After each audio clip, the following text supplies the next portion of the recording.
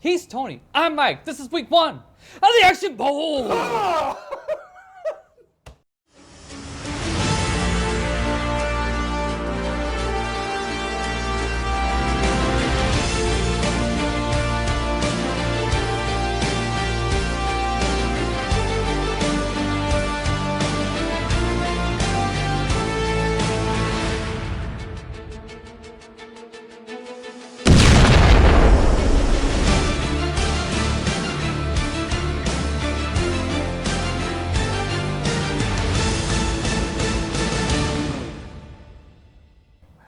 Welcome to week 1 of the Action Bowl, and if you were paying attention to our draft week last week, you know this week's matchup is Michael Biehn versus Antonio Banderas. The films that we drew for last week were The Mask of Zorro for Antonio Banderas, and depending on where you search, it could either be Crash or Breach of Trust, not Beach of Trust. That's some other movie. That's the one with Bette Midler. Right. Or what was the other one you found? Oh, Dirty Money. So, yeah. So take your pick. I found it on YouTube. That's exactly where I wound up finding it. As Crash. So, yeah, I found it actually on YouTube. It was listed as Crash/Breach of Trust. Yeah. So we'll throw the link down below so that you can check it out yourself if you haven't been able to find it. Well, which one do you want to talk about first? Let's get the bean out of the way here. Let's talk some beans. All right, fair enough. I very much enjoyed the first 30 minutes of this movie. Okay. Because I wasn't quite sure what I was gonna get. At first, it seemed like it was gonna be like this semi-serious. Well, actually, came across very serious crime thriller. Yeah. And I was actually invested in the characters and shit like that. You know, Michael Biehn, seemed to have some decent chemistry with the whoever that lady was. Yeah, the lead actress, whatever her name is. Doesn't matter. Officer Hottie McHot. Right. So. Who actually I thought was going to be, I thought it was kind of like an undercover person, but I really thought Michael Biehn was actually going to be somebody else, like some other agent type of person too. But no, he was a criminal. Yeah, low-life criminal. Yeah. Low-tier criminal as well. The kind that other criminals feel okay ripping off or not paying for services rendered. Well, actually, I've been looking for you. On account of you still owe me 24 grand for the Singapore job. I think we've been over this before, Casey. Hey, we heard. Exactly. And so, it was great till it got to the apartment. And then once they got to the apartment, it fell apart. It kind of fell apart. And it's slowly going downhill. I was like, son of a bitch, Biehn, you almost had me, man. Yeah, I was behind you.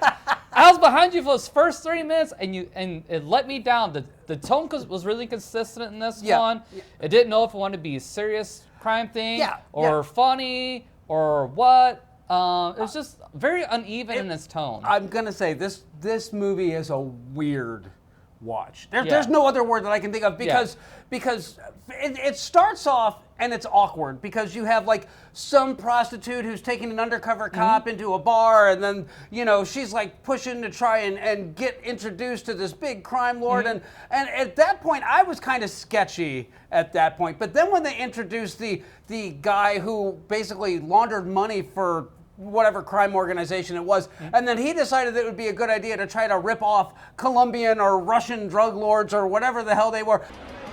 What do you want? $2 million now.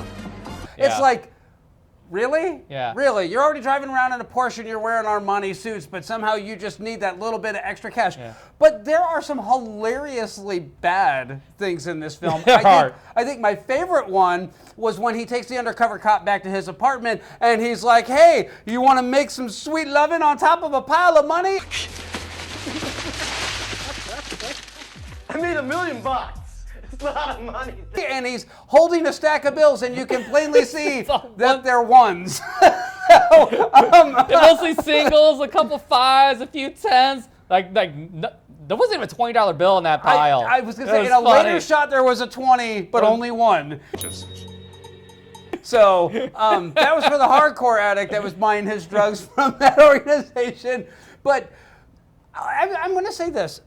The dialogue in this movie, it watched like a 15-year-old who thought he knew what was cool in action films. Wrote every line of dialogue. Hey, you have a drink. Hey, you don't have a chance. guys are dangerous. Sounds exciting. Where do I sign up? Getting the feeling you've done this before. So what are you gonna do? Arrest me? Well, officer, we finally meet. That jog your memory? Not really. And at first, it's like you kind of let it slide because they're kind of, doing the character introductions. But then when you're like 3/4 of the way through and it's still that, it's just like, oh, come on, man. And here's the thing. Michael Biehn, I'm not like a big fan of or anything. I like some of his films. That's all fine and good. But Vladimir Kulik played the big German, Russian, whatever heavy in this one. There are no other exits. Oh, What's your name? it's Ted. Can you keep a secret, Ted? And if you're not familiar with who Vladimir Kulik was, he was on Buffy, which that's not why I'm a fan of Vladimir Kulik, but he was Bulvi in the 13th Warrior. I thank the Lord for his advice. Though I don't recall hearing any exploits of his, apart from killing his brothers. That's why I'm a fan of the man. And Oh, I okay. actually I know what you're really, talking about. I really actually like a lot of his films, but Yeah. He just plays the dumb assassin in this one. Yeah. yes, Or he whatever. follows orders a little too well. Yeah. So, and then the whole movie turns into who's got the disc? You have my disc. I need the disc. Where the hell's my disc? And where's the disc? Come on, where is it? How should I know? Do you have my disc? You still have the disc. Where's the disc? Where's the disc? Give me disc. Yeah. Where's the disc? We gotta get the disc. It's the disc. You must find the disc. He must find the disc. We must kill everyone that's touched the disc. Is this what you're looking for? Yeah. It's a disc. Yeah. It got very convoluted. It got very stupid.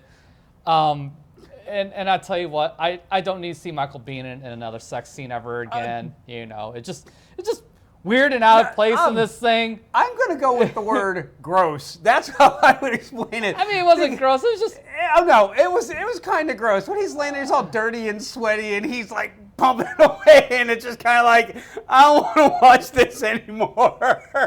I felt dirty having seen that scene. I literally had, like, after I got done watching this movie, I had to watch an episode of Flea Market Flip because I needed some eye bleach. That's how badly this. And the actress is lovely. She's perfectly talented. Yeah. But oh my God, as this movie went on, it got worse and Yes. worse and worse and worse. And then the ending of it, So the dumb. ending of it was quite possibly the dumbest thing I've ever seen. And let's just say this. If you learn anything from movies, if you have somebody that's been shot, don't throw them on a boat and drive off into the sunset. Because,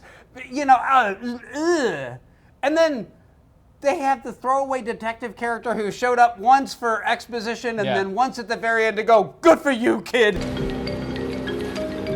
Way to go, kid. yeah. It was like, what It's the dumb. hell was that? Yeah, this is definitely a first draft. I never bothered to have anybody look over it, give any notes, say, hey, dude, you probably want to do this again.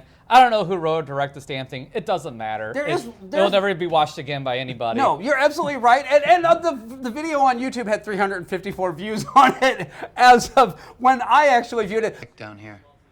I'll call you when it's done, okay? So this is the Action Bowl, and the only thing that matters is not your star. It is your movie. And just to recap for you, it is the plot, it is the style, and it is the entertainment value of it. So, Mike, I want to hear your numbers on Breach of Trust, Payday, Dirty Money. So for Trust, Crash, whatever, Breach of Trust, whatever it is, doesn't matter. Plot, a 4, and I think that's being slightly generous. Yeah. Style, a 4, and I think that's appropriate. Entertainment, a 5. Wow. It kept me engaged, even though it got worse as it went along. I didn't have to pick up my phone. I didn't have to distract myself. I watched the whole thing from beginning to end. No pauses, no breaks, no nothing. So I mean, that's worth a 5. I guess. I mean, so that's a total of 13 for me. I'm just going to say you were a bit more generous than I was. And maybe it's because I'm a little rusty, but for the plot, I gave it a 2. Fair enough. It is so, like, everything in this movie is so very expected, even down to the forced romantic love interest. It's like, well, we've got to have a love story. So therefore, we had to watch Michael Biehn's bony ass bumping away on a lady detective who she has no reason to like whatsoever, but apparently they just needed that, you know, beginning of the third act sex scene so that we could see just how much they'd grown together. Well, that was just kind of par for the course for crime thrillers at that time. You had the guy and the girl, and at some point they were gonna. They could have bucked the trend on this one. It was inappropriate, and it was, like I said, kind of gross to watch. But inappropriate's not the word. It's like, I think it's more like just not necessary. Yeah, that's what I mean by inappropriate. Don't you want to come over here? Yes. But we've got business to take care of. It just didn't need to be there. Didn't seem to fit in this movie at all. Yeah. So anyway, for the style, I gave it a 2. And I gave it a 2 because every damn gunfight in this film, nobody ever reloads anything, and they all have the infinite ammo cheat on. And every gunfight, like, they were poorly edited, they were poorly shot, they were just like slapped together, and so all of the action loses any of its bite. So that's why a 2 on this. And for the entertainment, it was a 2 because I got done with this film and I was just like, wow, we're going to be hard pressed. I know this is the first film we're watching for the Action Bowl, but we're going to be hard pressed to find a movie that's worse than that. So, yeah, so my total score is a 6 on this one. I think this beats even last year's worst score. No, actually, a 6 was what I gave last Action Hero. The worst score I gave last season was a 4. What was that? That was, God, I don't remember what it was off the top of my head, but they'll throw it here. Because I got to know myself, so I'll be watching this episode just for that. So, that's the scores for Breach of Trust, Dirty Money, whatever, Crash, whatever the name of this film is. I think they re-released it several times, hoping that they would actually, like, you know, lose the stink that the reviews left all over this film, and it just didn't work. So that's all being said. Coming up next, Antonio Banderas, The Mask of Zorro. We'll be right back. So movie number 2, representing Antonio Banderas, is The Mask of Zorro. And this is kind of a retelling / reinvention of the Zorro myth. And I kind of really appreciated the fact that they didn't get, you know, basically drugged down by having to establish, you know, everything that everybody already knows about Zorro by introducing kind of a new version of Zorro. Sure. I mean, yeah, it's still an origin story of sorts. Yes. You know, but I like how they kind of introduced it in the beginning. You know, you see the old Zorro on his last, you know, caper. Yes. Zorro? And then the 2 boys, you know, who what's his name? The Alvarez brothers, or the M is I'll throw it right here. It's the M brothers. See the notorious Marietta brothers, robbers, horse thieves, bandits, people of the worst sort. Hey. I remember that because of the ending of this film. Right. But yeah, but I mean, I don't know anything really about Zorro. You remember seeing like stuff when you were a kid, like snippets of movies, like the name being brought up. But I never read like any like novels or watched any of the old movies. So really, this movie was really my true introduction into Zorro. Well, I was going to say, Zorro has been done multiple times. It has been done by Douglas Fairbanks. It was then redone by Tyrone Power with Basil Rathbone as his foe. Ooh, that should be a good movie. Oh yeah, that is a damn fun movie. It was redone in the 60s. It was in the 70s. It was redone in the 80s with George Hamilton as Zorro. Yeah. But it started off as like a pulp comic, did it not? Oh yeah. Okay. It was a pulp fiction, and it's also one of the primary inspirations for Batman. And when you watch this film, you can see those fingerprints all over it because there is the Zorro cave. I can't believe it. I never thought that one day I would be standing in the lair of the fox. There is the Zorro horse. There is he's the aristocratic playboy who's kind of a fop who then goes out to do the justice of the people and For the people of California. yes. And that just endeared me to this movie much more. Now, I had seen this movie years and years ago, and I remember thinking, it was okay. And maybe it's just me, but after watching Breach of Trust, this movie was like standing next to an air conditioner turned to 55 with the fan on turbo high. This movie was cool. It was fun. It was so damn entertaining. Yes. And even though it's 2 hours and 30 minutes, it flew by, and Yes. it's immensely satisfying. And this is how you do a damn action film. It is. It truly is. It's got everything you want in an action film. It's got great stunts, great choreography. The pacing is perfect, like you said. Yes. It does not feel over 2 hours Yes. any stretch. It barely seems two. Yeah. Really, at all. Like you blow through this movie, like literally. You start it and just boom, it's off to the races on this one. So. The story is fantastic. The acting is fantastic in it. All the action is amazing, dude. The horse stunts on this were fucking fantastic. Yes, the whole horse chase scene was fantastic. Yes. So, and I love how it ended. You know, that the ending of that was absolutely, it was like completely unexpected and completely delightful. And it's hard not to root for Antonio Banderas in this film. Like legitimately, you have Antonio Banderas and Catherine Zeta-Jones, and they are just pitch perfect in this film. Be careful, señorita. There are dangerous men about. Well, if you see any, be sure to point them out. And then the only thing that's better than that is Anthony Hopkins just kills in this movie. Do you know how to use that thing? Yes. The pointy end goes into the other man. The villains in this movie are top fucking notch. Yes. What's the name of the Army General? I'm terrible at remembering the names. His name is Captain Love. Yes. He's great. Is there something amusing, Captain? Strange, I'd say. It's the second time I've shot this man while he was flying through the air. But he does fantastic. He's underspoken scary. Yes. He doesn't feel the need to like play it out loud. He plays it really close to the chest, and he gets his digs in when he gets the opportunity to. But you've got that like whole this is a dangerous man sort of thing going on.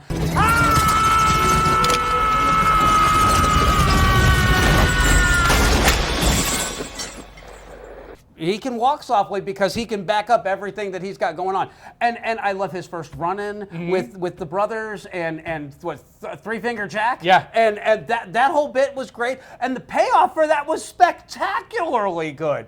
That like literally, it could not have been handled any better than it was. The finish with Three Finger Jack, the part in the movie where he brings out the brother in the jar. Where are my manners? Would you care for something to drink?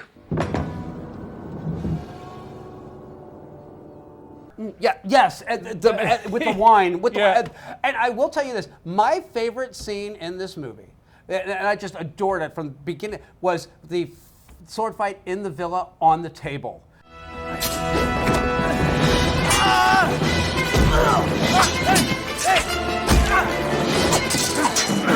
And man, Antonio Banderas, like he was killing it in this movie. Every sword fight is amazingly well choreographed, and even the two old dudes, Anthony Hopkins and whoever plays the governor of California. Yeah. I forgot his name.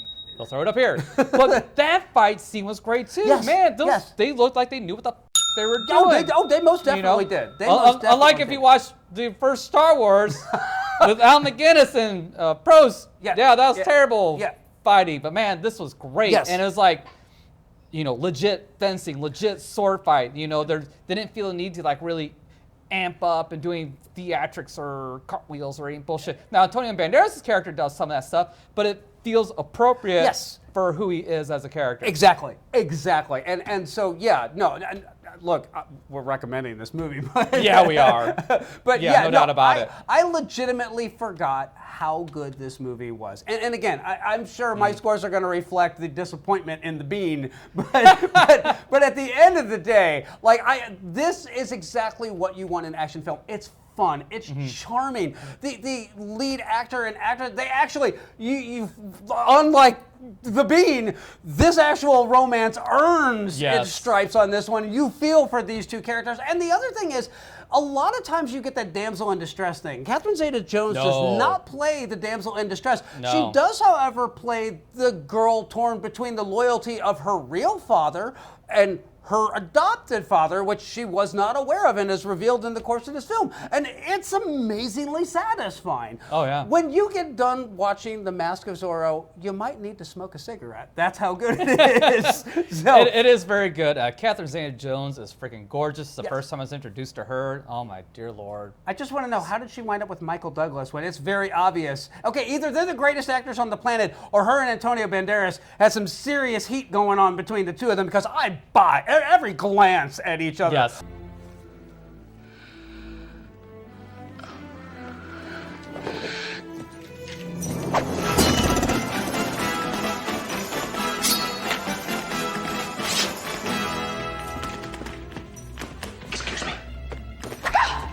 There's no doubt about it. It's like, oh yeah. There was some shenanigans going on in them trailers when they was in production. Especially in that dance scene. Oh yeah. That they do. That dance scene is great. Yeah. It's so good. And the sword fight scene. Yes, sword fight. So, yeah, their sword fight scene was great. Spectacularly good.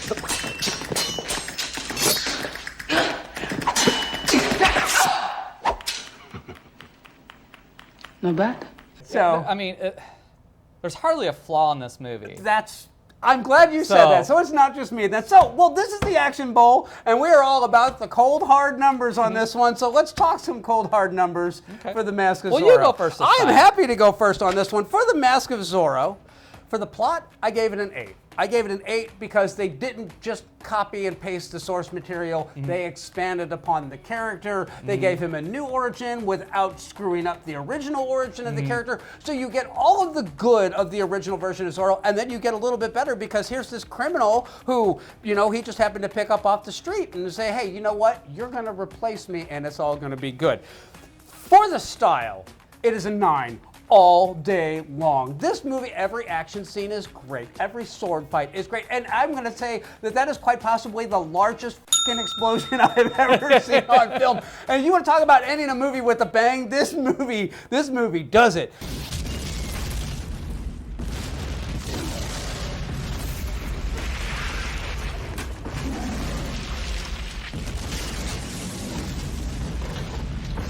And then for the entertainment, I gave it an 8. I was thrilled to watch this movie again, and it's so good, I am definitely probably going to wind up buying this one on Blu-ray now that I've been reminded of just how good it is. So my whole score on this is a 25. Okay. Let's hear you. Okay. So plot, gave it a 7. It's an origin story. They don't really do anything too crazy with it, but it's rock solid. Yeah. There's nothing contrived. Everything falls into place. Yes. In line. It's brilliant. Love it. Style is an 8, like you said, all day long. It's just everything is so well executed.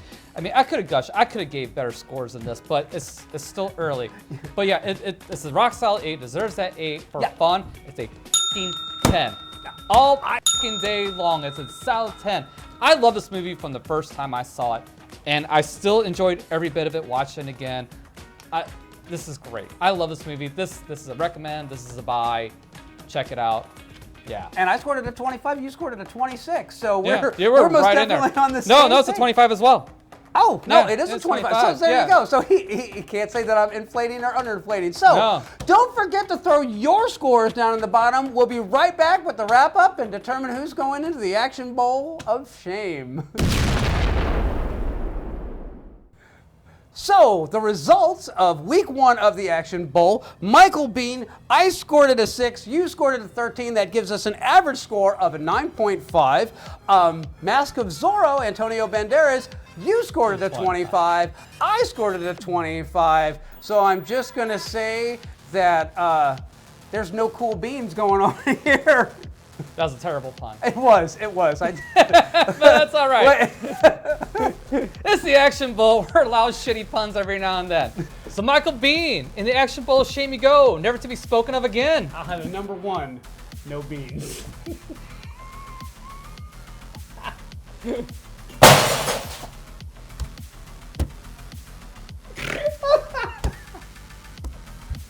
So that's the results for week 1 of the Action Bowl. Antonio Banderas moves on into the second round. Michael Biehn just moves on into the garbage.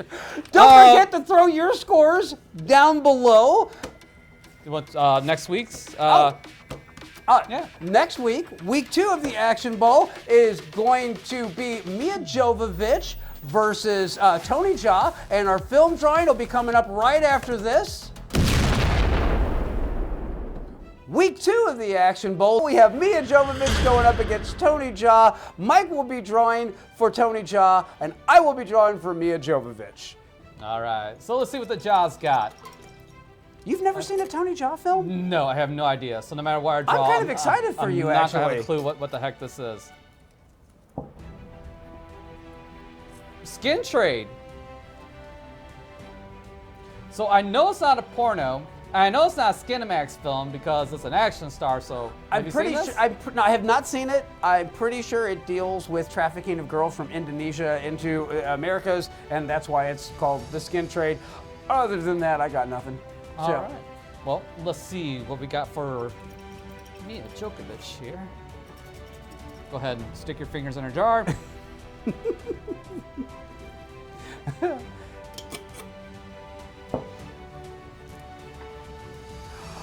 The Messenger.